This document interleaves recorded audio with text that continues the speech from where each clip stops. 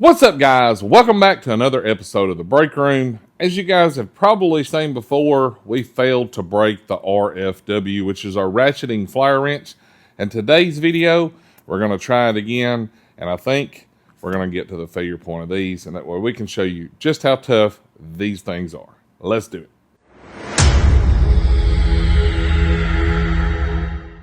Alright guys, like I mentioned in the intro, last time we tried to test these, we had a failure point in our test equipment. I severely underestimated the strength of the RFW series from them.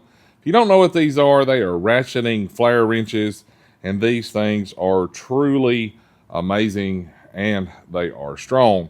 So today, we're going to be putting them through the test again, and we're going to see if we can't break them. Hopefully we will. I have a feeling today the test rig that we have set up will definitely cause these to go to a failure point.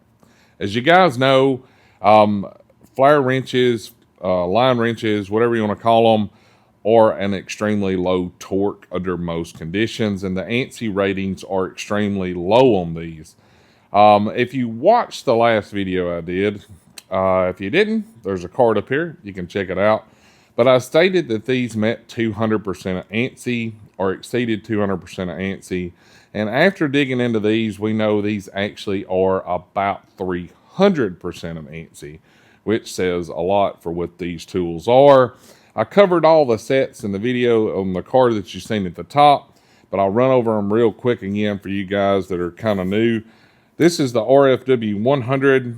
It goes from a 8, 10, 11, 12, 13, and 14. The RFW 150 is a 15, 16, 17, 18, and 19. And the RFW 200 is a 22, 24, 27, 30, and 32. So for you guys that just work in SAE, don't worry, Vim has you covered with this set. Also, on the front side, you'll see it does have the metric notation. You flip it over and it's got the SAE equivalent on the back. So you can see it's a 14 on this side. It's a 9/16 on this side. So we got you guys covered as well. In today's video, we're going to be putting the 17 millimeter to the test and see if we can get it to go to failure.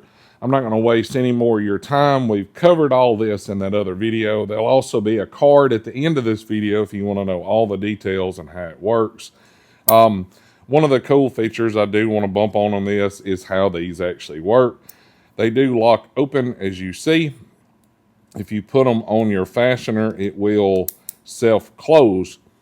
As you see, when you start to ratchet, it will turn the fastener, and that way you'll have to take it off. They do overlap here on the back of the jaw, as you guys can see. That makes them a lot stronger and they're not going to spread. So speaking about strength, let's go over here and let's just see what they do. You guys, come on. All right, guys, so we're over here at our test bench, and today we're going to be testing this thing. You guys can see the screen. There's going to be multiple camera angles here, so we're hoping to get it all on camera. We've got our 17 millimeter Vim hex in here. We've got our 17 millimeter RFW put on our breaker bar head attached to our TH21 extendable handle, and that way we can control the torque on it.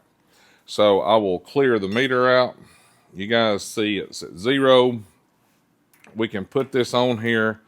I'm going to just demonstrate the ratchet in action. That way you guys can see how it works.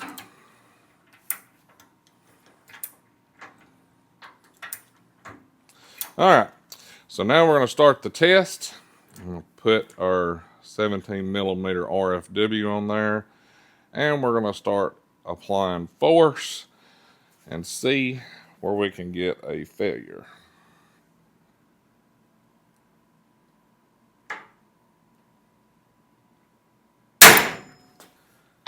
We slipped off at 162 pounds. There's no damage to the RFW. Let's do this again. Clear meter.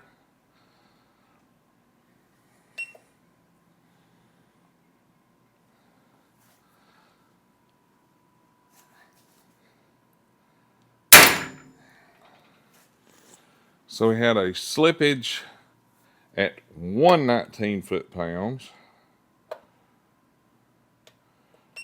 Clear meter again. The tool's still holding up fine. It didn't break it. Okay guys, so here's something I didn't notice at the time. If you look, the tiny little tip of the ear where it opens the jaw is what broke.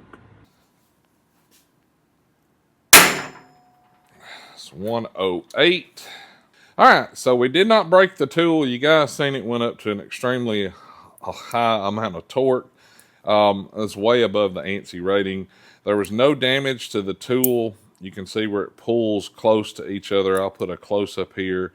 You can actually see how the overlap works, where it squeezes tighter on each other. It actually pushed the metal in on the overlap part, which is pretty cool.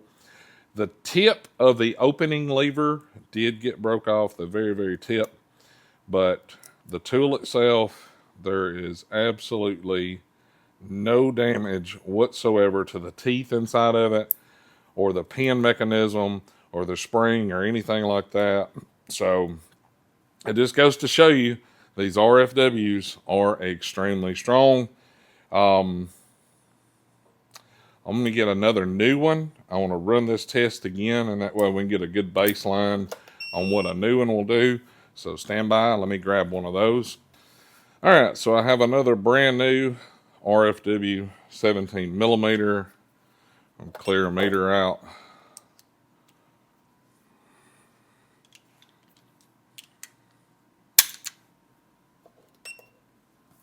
I'm going to put the RFW on here. We're going to put it on our hex, and we're going to start applying pressure.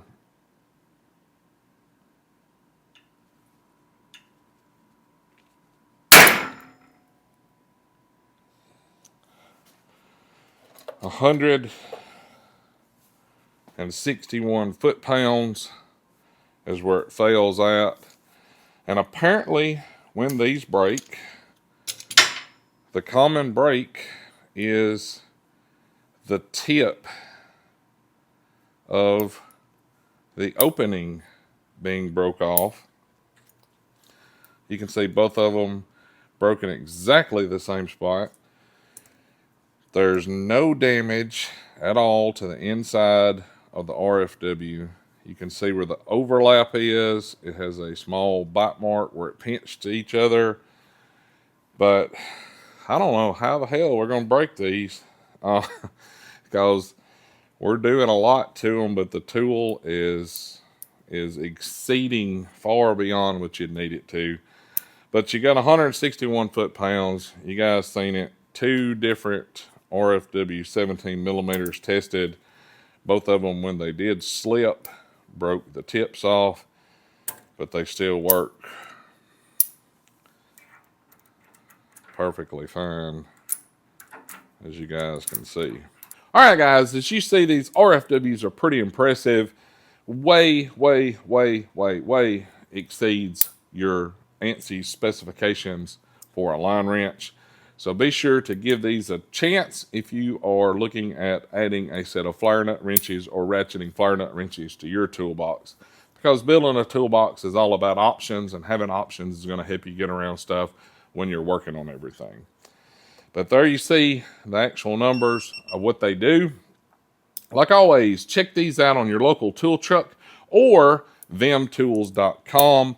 Vim is running a special right now on their website. If you use the code DADSLOVEVIM, you get 10% off the entire site-wide. That's good until Monday. It's a special for Father's Day. So if you didn't get what you wanted for Father's Day, you can order this. Just do it before Monday. That way you save a little money. Like always, guys, thanks for hanging out with us today. If you like this video, be sure to hit that thumbs up and click that subscribe button. You guys have a great week, and we'll catch you next time. See ya.